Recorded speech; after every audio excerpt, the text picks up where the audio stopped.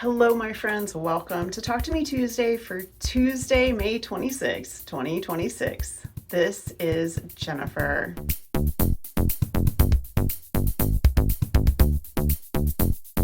Last week I told you guys that I plan to get the back pieced for my half square triangle quilt, and I did. And I also told you that if the quilt was on the frame, that we would record on this side of the room. So we are. For those of you who've been around for a while, this used to be my giant design wall. I just have a small one now. This was like an 8-foot design wall and I used it a lot.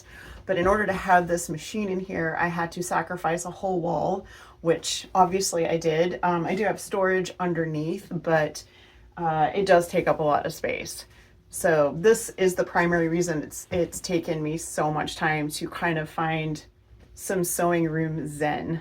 I have had a few people ask me about my setup. This is an old frame. This is the Gracie King. It's actually wood. You can kind of see a little bit down on this end. This is a wood frame. It came basically flat packed when I got it. I didn't know it at the time, but I bought this the last year these were made.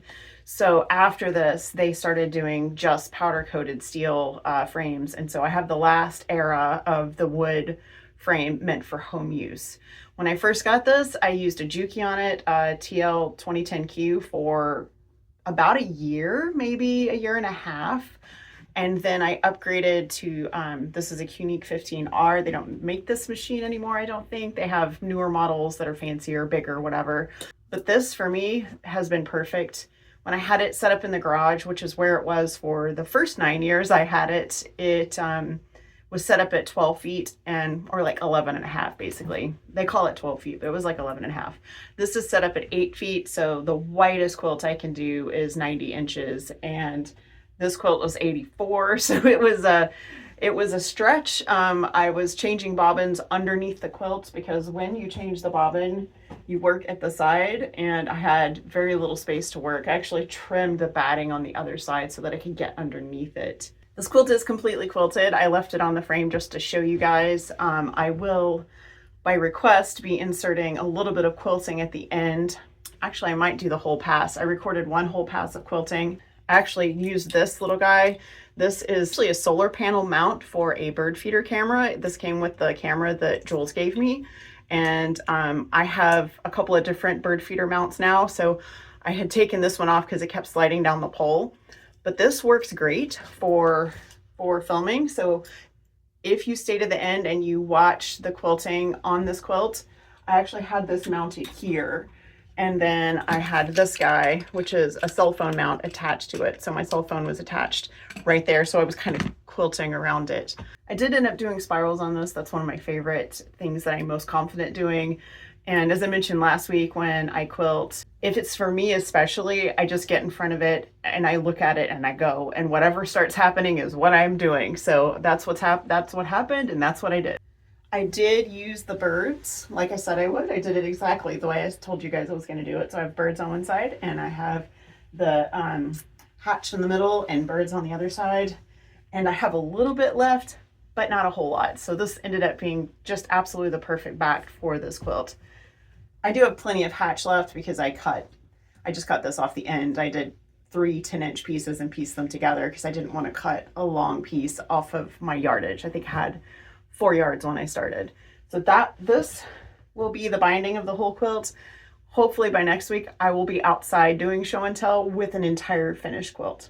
When I got the back piece last week and I had it all ready to go, I realized I didn't have any batting, and it actually caught me off guard because for years I bought my batting by the roll, but I was also quilting in the garage and I had room to keep a roll of batting. I do not have room in here. So when I finished my last roll of batting, I did not replace it, and I just sort of forgot because I always had batting on hand.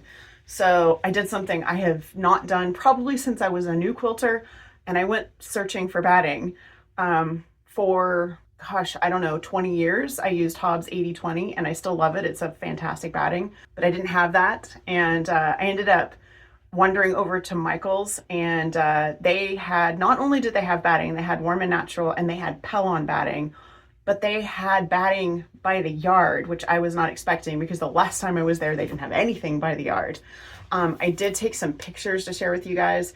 There was a tiny cutting station and they had a couple of aisles of fabric. It seemed like this was a very new situation because the person who ended up cutting my fabric said that basically she went on vacation and came back and it was all there. And she also told me that they may be getting more fabric. Everything I saw was clearly from Joann's. So if you are looking for Kona cotton or you're looking for some of the flannels, a few of the muslins, that kind of thing, they also had all the licensed fabric. Well, I can't say they had all the licensed fabric. They had a lot of licensed fabric. So they did actually have usable, like basic fabrics. They also had a little bit of look like sort of like prom dress kind of garment fabric and a couple other things. I bought my batting by the yard. I ended up going with the Pellon 100% cotton. And at first I thought it was going to be too heavy, but it quilted absolutely gorgeous. I had no broken threads. I have no issues with it whatsoever. Just fantastic. I did use glide thread on this. I don't remember the color, but it's an off-white and I'll put the name here. I'll just look at it when I'm editing and you can actually see it sitting over here. I do think that Jennifer Rolls Playful Piecing gave me the spool of thread because she, like her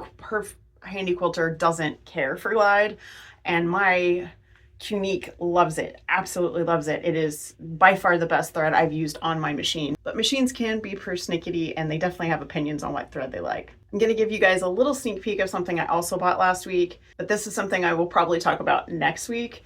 And that is some flannel. I bought flannel at Michael's and it's super cute. I've already washed it, so it's all soft and fuzzy. And they're all animals and I love all of them. If you guys are interested, stick around for some quilting close-ups. I do have close-ups of me actually quilting and what the quilting looks like. So if that's something you want to see, just stick around after I say goodbye. Be sure and check out Phantom and Stitches. Next week we start Jeannie's Quilt Along, which is Tomb Raider from the OG Tomb Raider game. And I've seen every pattern, I've seen the quilts, and they are gorgeous. She did a fantastic job, and so if that is something you're interested in, definitely check it out. There's also a lot of stuff in those patterns that could definitely be used for other things. So yeah, you guys stop by Phantom and Stitches next week, watch our social media, and you'll see all of that popping up. So you guys have a really wonderful week. Have a crafty week. I'll see you next week. Bye.